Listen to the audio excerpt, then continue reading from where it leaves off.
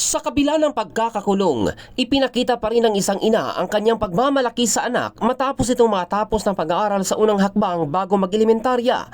Sa mga larawan at video na kumalat sa social media matapos i-upload ng isang Relin Egos, makikita ang isang bata na nakasuot ng toga habang dumadalaw at sumisilip mula sa labas ng selda upang ipakita ang kanyang tagumpay sa ina. Naganap ang nakakaanting na tagpo sa pagitan ng mag-ina sa Agusan del Norte.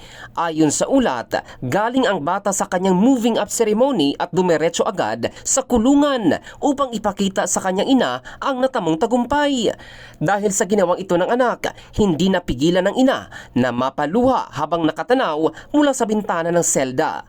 Ngunit bago pa man ang mismong araw ng moving up ceremony ng bata, ay una na itong bumisita sa ina upang ipaalam na sa Abril 8 ang kanyang moving up, kaya't nagbilin ang ina na pagkatapos ng seremonya ay diretso ito sa kanya.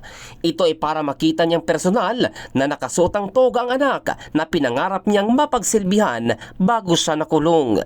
Hindi naman sinabi ng uploader ang dahilan kung bakit nakapiit ang ina ng bata.